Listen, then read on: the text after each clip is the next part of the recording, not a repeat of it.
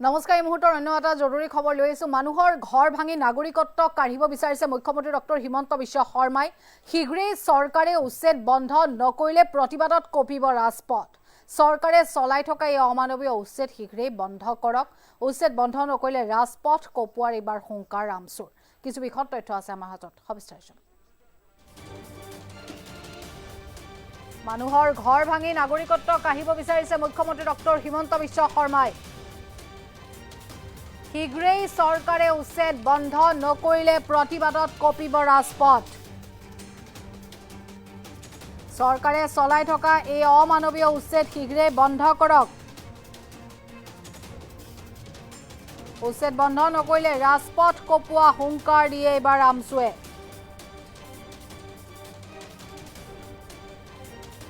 BJP চৰকাৰৰ এই উচ্ছেদ অসাংবিধানিক, গণতন্ত্ৰ বিৰোধী। সেপ্টেম্বৰৰ প্ৰথম সপ্তাহতেই চৰকাৰৰ বিৰুদ্ধে প্ৰতিবাদ চলিব।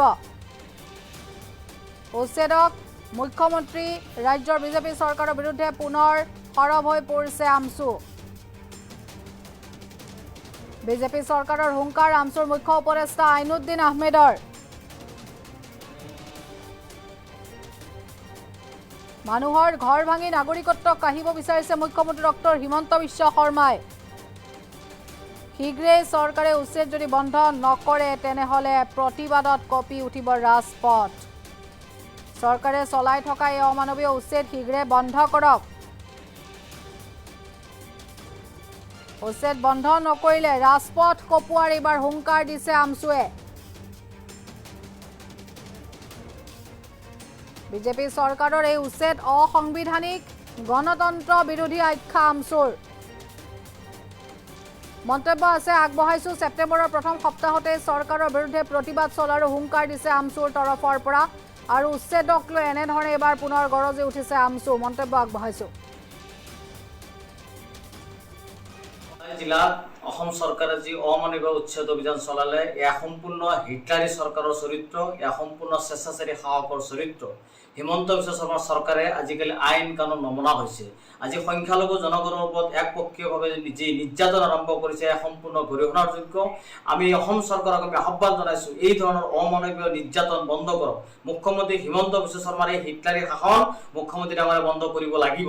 আজি অসমৰ সংখ্যালঘু জনগণক যেনেকৈ নিৰ্বিচাৰে কোনো বাজ বিচাৰ নকৰাকে যেনেকৈ অন্যায় অত্যাচাৰ কৰি আছে, ইয়াক কোনোপধ্যে সাংবিধানিকভাৱে বৈধ নহয়। মানৱ অধিকাৰ উলংঘন কৰি সম্পূৰ্ণ মানুহৰ মানৱ অধিকাৰ যি, সেই অধিকাৰ খৰ্ব কৰি হিমন্ত বিশ্ব শৰ্মাৰ চৰকাৰে উচ্ছেদ অভিযান চলাই আছে।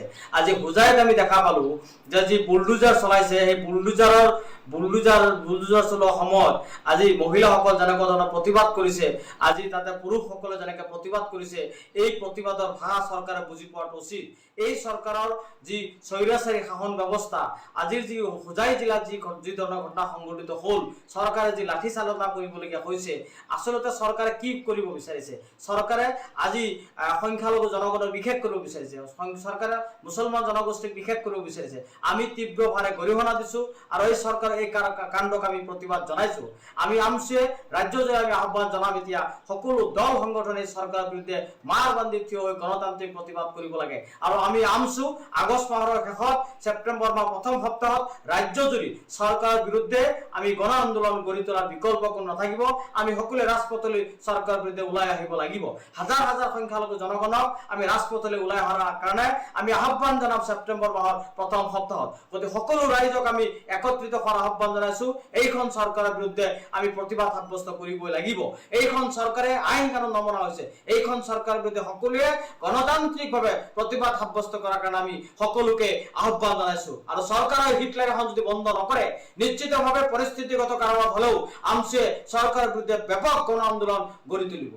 জিলাত অসম চৰকাৰে যি অমানৱীয় উচ্ছেদ অভিযান চলালে, এয়া সম্পূৰ্ণ হিটলাৰী চৰকাৰৰ চৰিত্ৰ, এয়া সম্পূৰ্ণ স্বেচ্ছাচাৰী সাহসৰ চৰিত্ৰ। হিমন্ত বিশ্ব শৰ্মাৰ চৰকাৰে আজিকালি আইন কানুন নমনা হৈছে। আজি সংখ্যালঘু জনগণৰ ওপৰত একপক্ষীয়ভাৱে যি নিৰ্যাতন আৰম্ভ কৰিছে, এয়া সম্পূৰ্ণ গৰিহণাৰ যোগ্য। আমি অসম চৰকাৰক আমি আহ্বান জনাইছোঁ, এই ধৰণৰ অমানৱীয় নিৰ্যাতন বন্ধ কৰক। মুখ্যমন্ত্ৰী হিমন্ত বিশ্ব শৰ্মাৰ এই হিটলাৰী শাসন মুখ্যমন্ত্ৰী ডাঙৰে বন্ধ কৰিব লাগিব। আজি অসমৰ সংখ্যালঘু জনগণক যেনেকৈ নিৰ্বিচাৰে কোনো বাজ বিচাৰ নকৰাকে যেনেকৈ অন্যায় অত্যাচাৰ কৰি আছে, ইয়াক কোনোপধ্যে সাংবিধানিকভাৱে বৈধ নহয়। মানৱ অধিকাৰ উলংঘন কৰি সম্পূৰ্ণ মানুহৰ মানৱ অধিকাৰ যি সেই অধিকাৰ খৰ্ব কৰি হিমন্ত বিশ্ব শৰ্মা চৰকাৰে উচ্ছেদ অভিযান চলাই আছে। আজি হোজাইত আমি দেখা পালো যে যি বুলডোজাৰ চলাইছে, সেই বুলডোজাৰ চলোৱা সময়ত আজি মহিলাসকল যেনেকুৱা ধৰণৰ প্ৰতিবাদ কৰিছে, আজি তাতে পুৰুষসকলে যেনেকৈ প্ৰতিবাদ কৰিছে, এই প্ৰতিবাদৰ ভাষা চৰকাৰে বুজি পোৱাটো উচিত। এই চৰকাৰৰ যি স্বৈৰাচাৰী শাসন ব্যৱস্থা, আজিৰ যি হোজাই জিলাত যি ধৰণৰ ঘটনা সংঘটিত হ'ল, চৰকাৰে যি লাঠি চালনা কৰিবলগীয়া হৈছে, আচলতে চৰকাৰে কি কৰিব বিচাৰিছে? চৰকাৰে আজি সংখ্যালঘু জনগণৰ বিশেষ কৰিব বিচাৰিছে, চৰকাৰে মুছলমান জনগোষ্ঠীক বিশেষ কৰিব বিচাৰিছে। আমি তীব্ৰভাৱে গৰিহণা দিছো আৰু এই চৰকাৰৰ এই কাণ্ডক আমি প্ৰতিবাদ জনাইছো।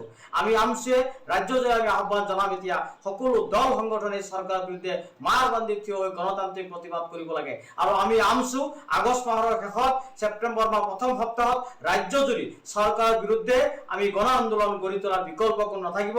আমি সকলোৱে ৰাজপথলৈ চৰকাৰৰ বিৰুদ্ধে ওলাই আহিব লাগিব।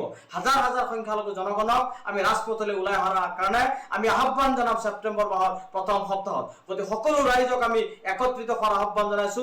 এইখন চৰকাৰৰ বিৰুদ্ধে আমি প্ৰতিবাদ সাব্যস্ত কৰিবই লাগিব।